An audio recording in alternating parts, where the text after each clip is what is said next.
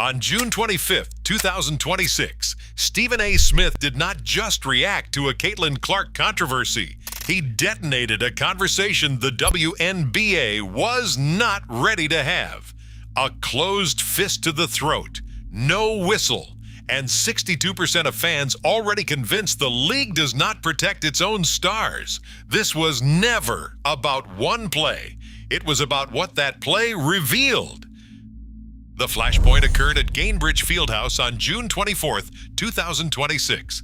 With 6 minutes and 52 seconds remaining in the second quarter, a battle for a loose ball escalated.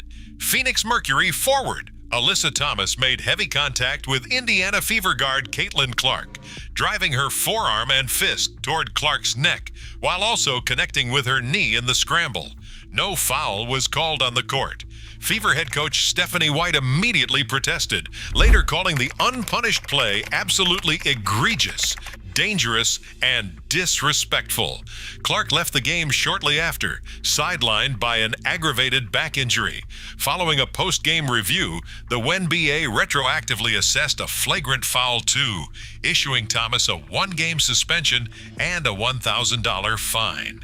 But the administrative correction came too late to quiet the mounting anger. By the next morning, the on-court incident transformed into a national debate. Stephen A. Smith used his platform on First Take to accuse the league of harboring a flagrant level of resentment toward its marquee draw. The unresolved tension of the preceding months had suddenly found its catalyst, turning a single missed whistle into a referendum on the league's credibility. The WNBA is operating under a completely different mathematical reality. During the 2025 season, 25 games broadcast on ESPN networks averaged 1.3 million viewers, a surge that regularly placed the Indiana Fever at the center of national television schedules. On the ground, Fever home attendance climbed from an average of 3,800 to over 5,200 spectators per game, a 37% increase that filled arenas nationwide. On the secondary market, ticket prices spiked 45% above the league average whenever Indiana came to town, while merchandise sales surged by 350%. This massive audience represents a highly active cultural force. Clark's social media footprint grew to over 2 million followers, and daily online mentions of her name hovered around 42,000, outcompeting veteran stars by a factor of 3. This scale means that normal rookie storylines no longer exist. Every whistle, every hard closeout, and every injury plays out in front of millions of casual sports fans who are entirely new to the league. These viewers bring their own expectations and a highly protective attitude toward the star they tuned in to see. For the WNBA, the margin for error has evaporated. A missed whistle is now a national event. To this new audience, a physical foul looks like a failure to safeguard the very player driving the sport's economic expansion. When individual incidents occur in rapid succession, the public ceases to view them as isolated errors. They become data points in a perceived pattern. By July 2026, a Morning Consult poll revealed that 62% of fans felt the league was failing to protect its stars. This was no longer a debate over single refereeing decisions. It had evolved into a systemic crisis of confidence. A YouGov Sports Pulse survey reinforced this sentiment, finding that 57% of respondents believed the league needed to implement stricter officiating standards. The fan base splintered into two distinct camps. One side argued that Clark was subjected to a different, harsher standard on the court. The other viewed the heavy physical play as a normal rite of passage, the unavoidable cost of sudden fame. But beneath this divide lay a deeper issue of institutional trust. When a single post declaring, "If the league can't protect Clark, how can they protect any of us?" gathered 12,400 retweets and 27,000 likes, it proved that the public's frustration had widened. Every subsequent whistle now carried the weight of suspicion. The league no longer enjoyed the benefit of the doubt, leaving every missed call vulnerable to accusations of bias.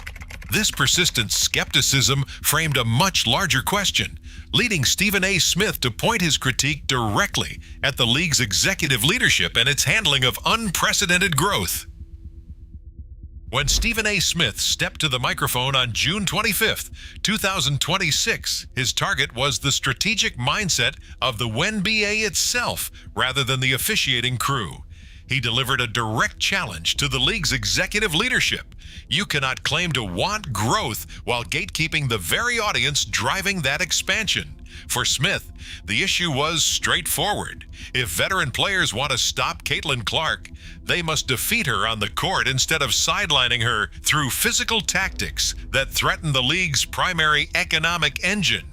This critique represents a demand for consistent standards rather than automatic favoritism. It avoids suggesting that Clark should be insulated from the highly physical nature of professional basketball.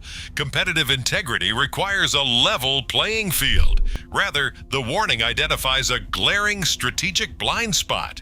The evidence falls short of proving a grand coordinated conspiracy against a single rookie, yet it exposes a massive, self-inflicted perception problem. By failing to address reckless play decisively, WNBA leadership risks signaling to millions of new and casual viewers that the league is hostile to its own success. This creates a strategic crisis of credibility. When fans begin to believe that executive offices are out of step with their most bankable star, trust dissolves. The threat goes far beyond a missed whistle or a retroactive flagrant foul on the floor. A permanent fracture between the league and the historic wave of consumers currently fueling its rise now looms. Sponsors and media partners invest in stability and star power.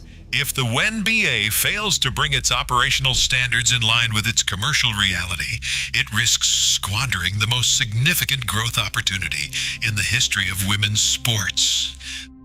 The business of professional sports is built on a delicate foundation of trust, compelling storylines, and star power. When a league experiences an unprecedented surge in interest, the immediate challenge shifts from attracting an audience to retaining it. Major television networks and global corporate sponsors do not invest millions of dollars based on temporary trends.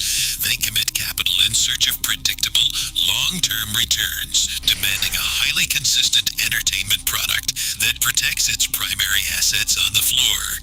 For these commercial partners, the current volatility surrounding women's basketball represents both a goldmine and a massive risk. If casual viewers who tuned in for a single player begin to perceive the environment as hostile, chaotic, or poorly managed, they will simply turn the channel. Industry analysts warn that sustained economic health cannot depend on one individual alone. It requires converting raw, fleeting curiosity into permanent brand loyalty. In this context, public criticism from prominent media figures acts as a vital early warning system. Dismissing these warnings as mere television theater ignores the underlying financial reality. When broadcasters and advertisers raise concerns about the stability of the product, it signals a deeper structural friction. The ultimate test facing the executive offices is no longer about marketing campaigns or scheduling adjustments. It is about administrative competence. The true challenge remains whether the institutional framework is prepared to handle the scale of what Caitlin Clark has become. The ultimate test for the WNBA is not how it treats its brightest star, but how it handles its own historic growth. If public trust fractures, the league risks squandering its greatest opportunity. What do you think? Share your perspective below.